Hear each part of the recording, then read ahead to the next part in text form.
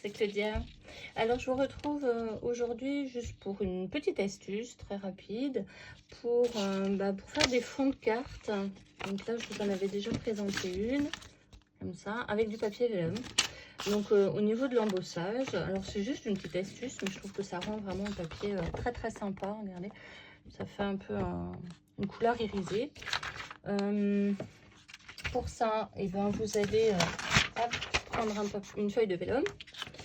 Alors moi j'aime beaucoup travailler l'uni quand je fais de l'imprimé, hein, mais on peut très bien imaginer prendre un imprimé et faire une image qui soit moins chargée.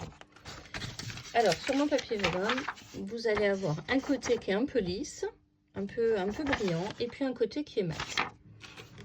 Alors tout réside dans la position de votre papier sur votre plaque à embosser.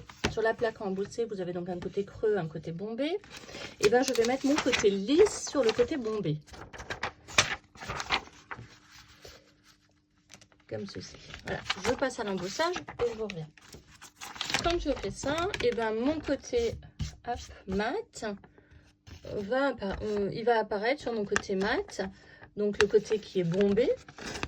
Donc le papier a craquelé. Donc ça me fait cet effet là que je peux très bien conserver comme ça et utiliser sur un fond de carte par exemple, ou utiliser l'autre côté si je veux quelque chose de plus discret, ou alors je vais pouvoir le teinter. Donc dans l'exemple que je vous ai montré, j'ai pris de l'encre verte, voilà, tout à fait ordinaire, et puis je vais simplement frotter mon encrier sur mon arbre. Enfin, ici l'arbre, hein, mais sur ce que vous avez choisi d'embosser.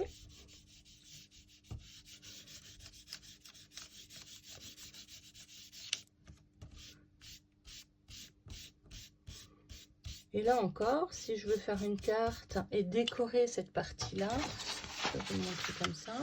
Je peux très bien utiliser cette partie-là et puis la décorer, hein, bien évidemment, changer de couleur, utiliser des feutres à alcool et puis faire tous mes petits cœurs en rouge par exemple, changer les feuilles de couleur, ou alors je peux l'utiliser à l'envers sur un fond et je trouve que ça rend vraiment super.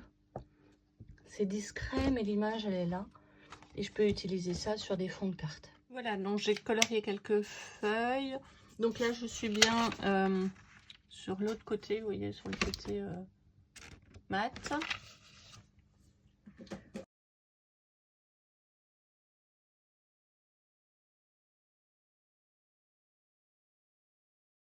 Voilà, donc ça, si on utilise le côté mat, le côté bombé, avec des encres à eau, ça suffit largement. Ça, c'est si je veux vraiment garder mon embossage comme principal décor, et puis je vais mettre quelques petites perles, quelques petits brillants qui va ressortir sur ma carte.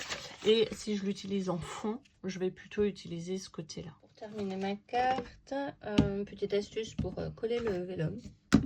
On n'est pas forcément toujours obligé d'utiliser du scotch double face, moi j'en ai plus là.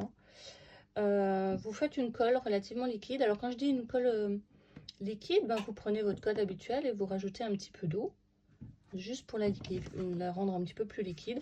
Vous ne collez jamais, vous ne mettez jamais de colle sur votre papier vélin, vous le mettez directement sur le support. Donc là, voilà. Je vais en remettre un petit peu partout et puis vous laissez sécher un peu. Il ne faut pas que votre colle soit blanche. Il faut qu'elle soit un petit peu imprégnée dans le papier.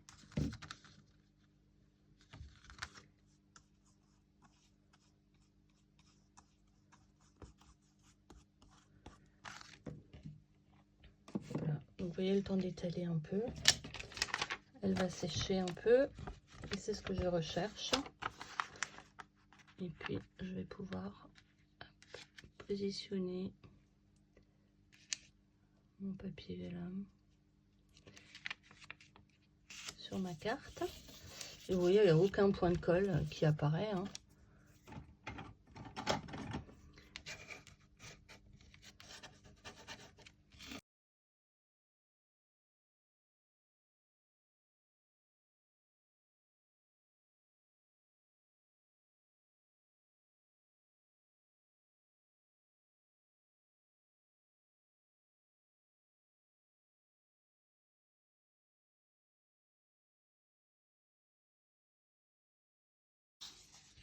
puis voilà.